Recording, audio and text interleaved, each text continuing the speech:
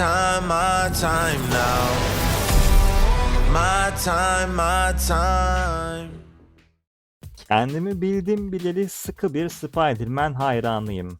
Abimin bana küçükken getirmiş olduğu Spider-Man 2 CD'sinin bende uyandırdığı heyecan ve merak gerçekten hesaplanamayacak seviyede yüksek. Tabii ki de Spider-Man hayranı olduğum zaman onun filmlerine olduğu kadar oyunlarına da ilgili oluyorum. İlk Spider-Man oyunu yani Marvel Spider-Man oyununun devamı olan ve yeni Spider-Man'imiz Miles Morales'in hikayesini deneyimlediğimiz Spider-Man Miles Morales oyununda oynayıp bitirme fırsatı buldum. Bu arada ben Utku, videoma hepiniz hoş geldiniz. Bu videoda Spider-Man Miles Morales hakkında konuşacağım.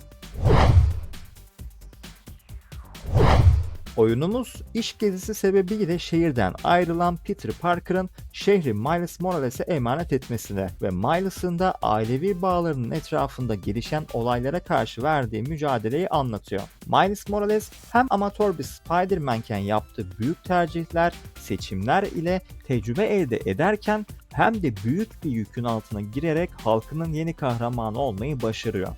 Sonuçta koskoca bir New York'un süper kahramanı oluyor. Kolay değil ki bu şehrinde her daim bir düşmanı bulunuyor. Zaten oyunda da bu düşmanları görüyoruz.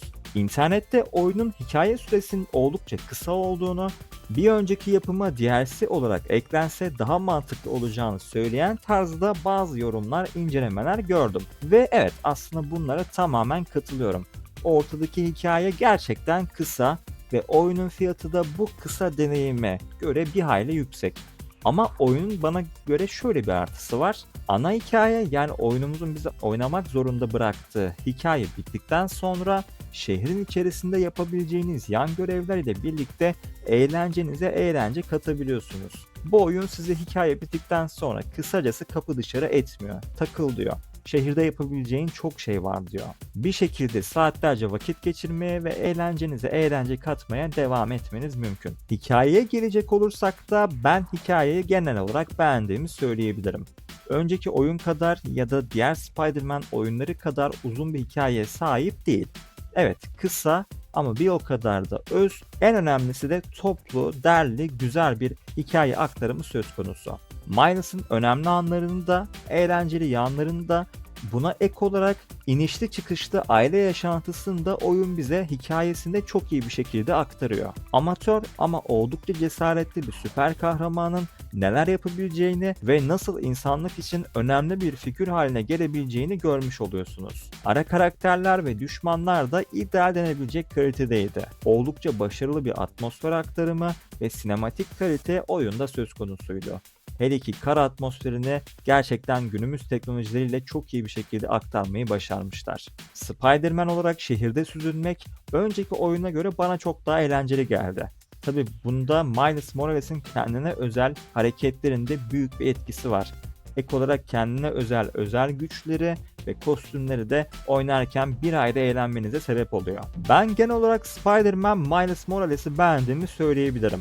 Eğer siz de benim gibi küçüklükten beri bir Spider-Man fanlığı aşılanmış şekilde büyüyorsanız bu oyunu muhakkak deneyimlemelisiniz. Hem aklınızdaki o klasik Peter Parker Spider-Man'ini ortadan kaldırmış olursunuz hem de bence kısa, öz ama güzel, eğlenceli bir oyuna fırsat vermiş olursunuz. Oyunun güncel fiyatı bir hayli fazla ki bu fiyatı ödemek istemeyebilirsiniz de bunu da çok iyi anlıyorum. Bu durumda yapabileceğiniz, daha doğrusu sizlere önerebileceğim şey şu: İnternette Steam ya da diğer platformlardaki fiyatlarına oranla bir tık daha düşük satan oyun siteleri var. Eğer bu sitelerden Steam'ke ya da nereden oynayacaksanız oranın kodları şeklinde bu oyunu satın alırsanız bu güzel eğlenceli yapımı tatmış olursunuz. Videoyu beğendiyseniz like atmayı ve aynı şekilde kanalıma abone olmayı da lütfen unutmayın. Başka bir videoda görüşmek üzere. Kendinize çok iyi bakın. Hoşça kalın.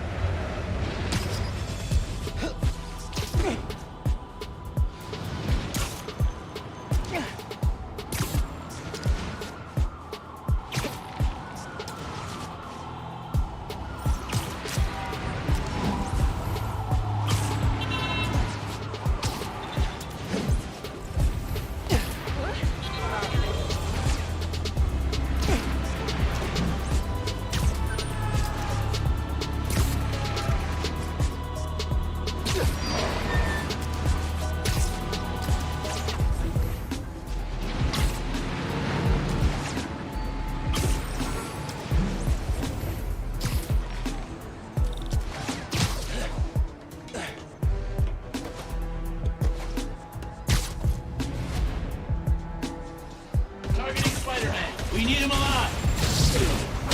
Subdue the target and prep him for transport to HQ. Or, hear me out.